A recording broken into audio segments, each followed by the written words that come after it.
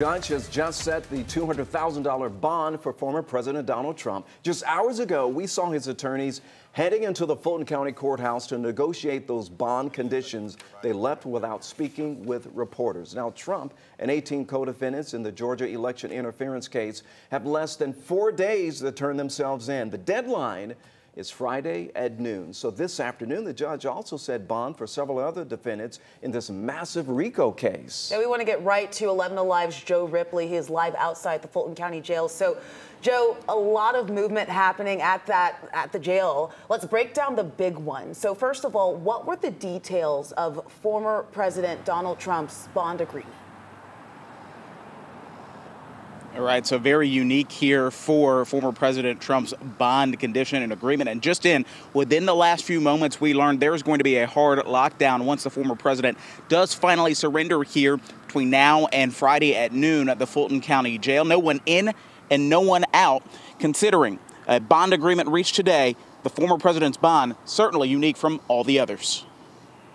Setting up a bond agreement allows for those charged with the Georgia 2020 election RICO case to get booked in and out of the jail as quickly as possible. The conditions require each defendant to report to pretrial supervision every 30 days, show up to court at a given time, not break any laws, not talk about the case with any co-defendants or witnesses, or intimidate them. Former President Trump's bond has a few more rules to follow. He cannot threaten anyone designated as unindicted co-conspirators, victims, or the community, and that includes using social media to do so, per a court filing. I think Mr. Trump certainly has expressed strong interest in answering the charges that have been filed against him in each of these jurisdictions.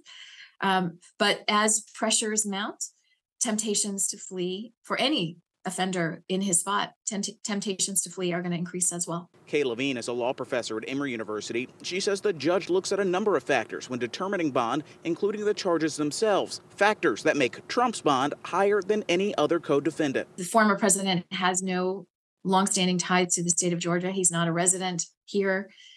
He certainly has a lot of resources at his disposal that might facilitate him not complying with court orders about coming to court when court hearings are scheduled. And Trump is expected to turn himself in later this week. He has to do so before Friday at noon, according to Fulton County DA Fani Willis. After that, Trump and the 18 other co-defendants in this RICO trial will have to come back to Fulton County for an arraignment. That is scheduled for September 5th. That's right. And Joe, you actually mentioned it at the top of your live shot there, the sheriff sending out new details talking about a lockdown. We also got a form for requesting booking photos. So a lot of people are curious to see if one of those photos will include the former president. Joe, thank you so much. And tonight, a new poll shows former President Trump leading his party opponents by a very wide margin in Iowa, where the GOP caucus will start. 42% of likely Republican caucus goers say Trump is their first pick. Ahead on NBC Nightly News, hear from Iowa voters about what's most important to them right now.